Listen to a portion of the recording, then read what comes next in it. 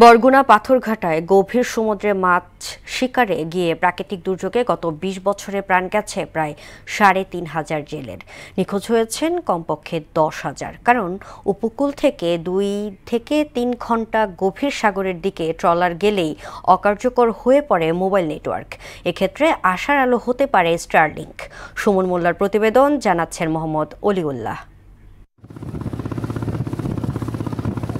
বরগুনা পাথরঘাটায় বঙ্গোপসাগরে মাছ শিকারে গিয়ে বিভিন্ন প্রাকৃতিক দুর্যোগের কবলে পড়ে গত ২০ বছরে কমপক্ষে ৩,৫০০ জেলে মারা গেছেন। নিখোঁজ হয়েছেন কমপক্ষে ১০,০০০। এর একমাত্র কারণ ঘূর্ণিঝড়ের সময় উপকূল ভূখণ্ডের সাথে যোগাযোগ স্থাপন করতে না পারা। উপকূল থেকে মাত্র ২ থেকে ৩ ঘন্টা ট্রলার নিয়ে গভীর সাগরের দিকে গেলেই আর মোবাইল নেটওয়ার্ক কাজ করে না।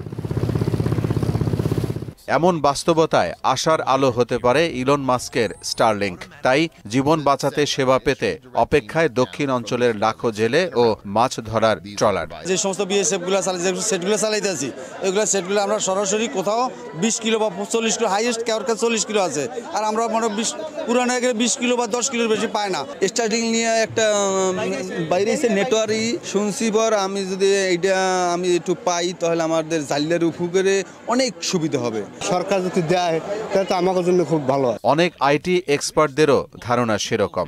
ট্রলারগুলোতে নেটওয়ার্ক সরাসরি তারা উপকূলের সাথে যোগাযোগ রাখা, ভিডিও কলে কথা বলা, অডিও কলে কথা বলা, পুরো নেটওয়ার্কের সাথে মাধ্যমে তাদের সাথে কথা বলা, এই যে সুযোগ সুবিধাটা আসবে এটা কিন্তু পজিটিভ। সাগরের ১০০ থেকে ১৫০ কিলোমিটার গভীরে গিয়ে মাছ ধরার সময় বিভিন্ন প্রাকৃতিক দুর্যোগ ও ডাকাতির সময় ট্রলারের সাথে যোগাযোগ করা যায় না। তাই স্টারলিংকের দাম কমিয়ে জেলেদের দিলে উপকৃত হবে বললেন এই মৎস্যনেতা। ট্রলার যখন ডাকাতি হয়, ডুবে যায়, জেলেরা যখন ভাসে, তখন আমরা কোনো খবর পাই না। স্টারলিংক আইসে, এটা নাকি সমস্ত বঙ্গোপসাগরেই কথা বলা যাবে। এরকম একটা ব্যবস্থা যদি কম রেট করে জেলেদেরকে দেওয়া হয় তাহলে জেলেরা আসলে উপকৃত হবে। স্টারলিংক পরীক্ষামূলকভাবে বাংলাদেশে চালু হয়েছে। এটা যদি সফল এবং সাশ্রয়ী হয় তাহলে কর্তৃপক্ষের নির্দেশনা অনুযায়ী ট্রলার মালিকদের উদ্বুদ্ধ করা হবে। স্টারলিংকের বিষয়টা আসলে পরীক্ষামূলকভাবে বাংলাদেশে অতি সম্প্রতি চালু হয়েছে।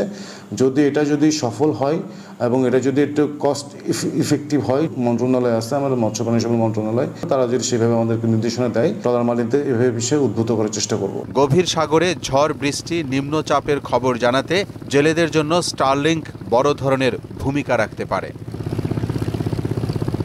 মোহাম্মদ ওয়ালিউল্লাহ, মোহনা সংবাদ।